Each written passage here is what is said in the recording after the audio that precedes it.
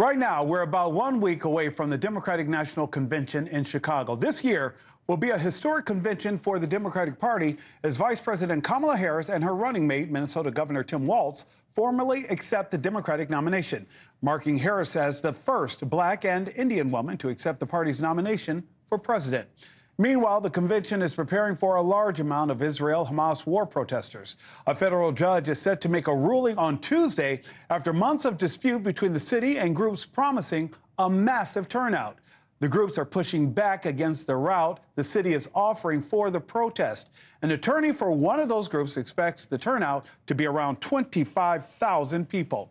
Joining me now to discuss this further is Dave Aronberg, state attorney for Palm Beach County, Florida. Dave, thank you so much for being here. Question for you. How is the judge even considering this case, considering that those who want to do the march are fighting the route that they've been assigned? Well, good to be with you, Nick. This is a complicated issue because the First Amendment is not absolute. They don't have the right to pick and choose where they get to march.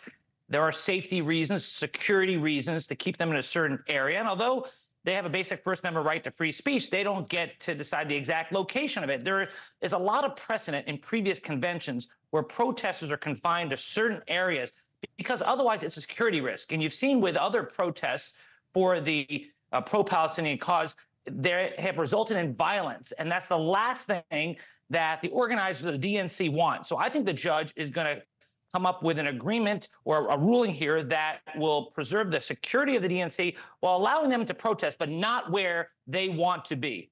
And also because you and I know that there are oftentimes in these demonstrations agitators who join those who may have the best intentions, but they shake things up. So in order to keep everybody safe, we have to keep these activities in a certain area. That's exactly right. And that's why I think the judge is going to rule for the city. You are allowed to have reasonable time, place, and manner restrictions on protests.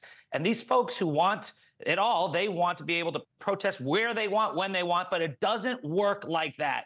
And one thing about the movement here, the anti-Israel, pro-Palestinian movement, is that they're not very good at politics. They're not very good at winning hearts and minds when they allow infiltrators and violent slogans like globalize the Intifada.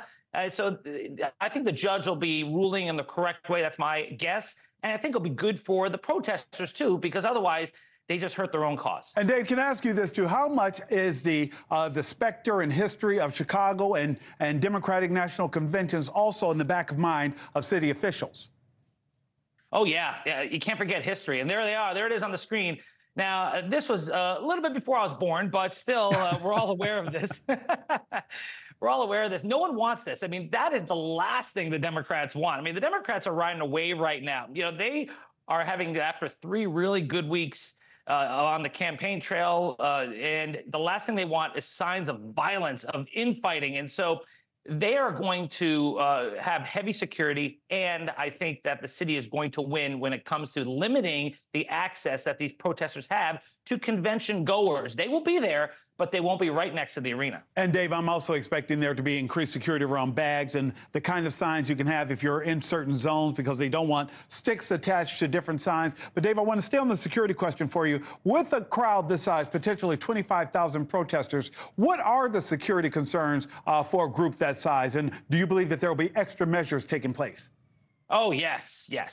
Like the DNC is on notice. They know that there are attempts to disrupt proceedings. I mean, look, Kamala Harris met with some of these pro-Palestinian protesters in advance and of her rally she had last week, and yet they still tried to interrupt her speech. And that's when she glared at them and said, "I'm speaking." And I think a lot of people applauded her for that because, you know, you got to protest in the right way. You got to at least try to be constructive instead of trying to shout people down and disrupt things.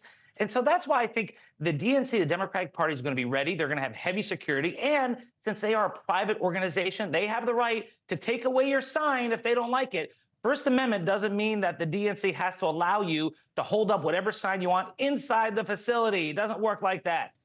Dave, will we see you in Chicago? Oh, man, no, I won't be there. I'll be in sunny South Florida, but I'll be watching NewsNation for all the festivities. Oh, Dave Aronberg with all the right answers. Sir, we'll talk to you soon. Thank you so much for joining me. Thank you. Thanks for watching. Go to joinnn.com to find News Nation on your screen. And don't forget to click the red subscribe button below to get more of News Nation's fact-driven, unbiased coverage.